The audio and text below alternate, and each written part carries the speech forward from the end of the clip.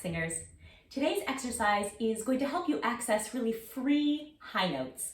Now, we've done a lot of exercises before that help you sort of strengthen and ground down to give you a firm foundation for moving upward. But today we're going to actually address some of the tension that can block that flow as you try to move upward. And particularly here today, we're talking about the back of the neck. So we're going to do this through a series of exercises, or sort of a foundational exercise and then some variations. They're very simple, but the whole idea is that if we can allow gravity to help us feel as though we're singing upside down and the notes are sort of falling out the top of the head, then we'll have a little bit more sense of ease as we try and sing an ascending phrase. So the pattern here is quite simple. It's going to be an arpeggio. Yo, do, do, sol, mi, do. And we're going to do that as we dive over. Now, it's really essential here that as you bend over, you don't hold up the head. So right now, the muscles of my neck are working overtime to hold my head up. I just want you to release the back of the neck and hang in a ragdoll position. And it's not important here that you touch your toes or get all the way down to the floor. Flexibility is not really the core issue here, or in fact relevant at all. We just want to really find some release in the shoulders, in the back of the neck, so that gravity can really pull the head away from the body and we can feel that nice expansion in the back of the neck. So let's try that together. We will dive as we ascend in pitch, and so that way we'll be sort of upside down for the top note. So let's give this a try. Yo.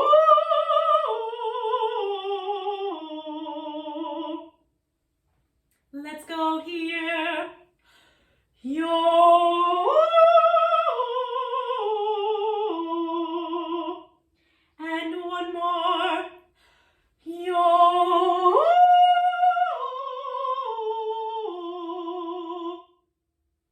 Now, something that is really wonderful here is that you might start to feel almost as though the top of your head has flipped open and the air is just flowing out, or the sound is flowing out the top of the head, kind of like a whale spout. That's terrific. Then you've really got some lovely flow going on. Let's now look at two variations that might help you feel it in a different way or that might be more effective. The first is to just hang in that folding position and to give the arms and the head a little shake, so something like this. And then to sing the whole pattern in that upside down position. So, yo.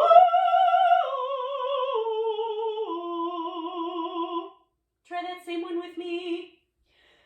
Yo.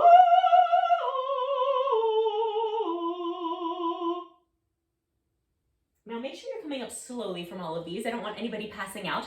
But the final variation is going to be to actually stand, but as you stand, to lengthen the back of the neck and to try to sort of imagine, use the power of your imagination, to imagine that the upper body is in fact hanging upside down, that the head's being pulled up out of the shoulder girdle by gravity. And we're going to try this exercise one last time using just our imagination to help us feel that kind of lengthening. You can still give a little wiggle here. I definitely like to.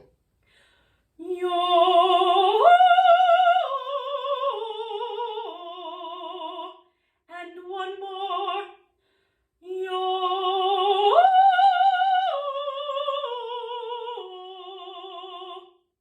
I feel like there's sort of a column of air just zooming up there. It feels absolutely terrific.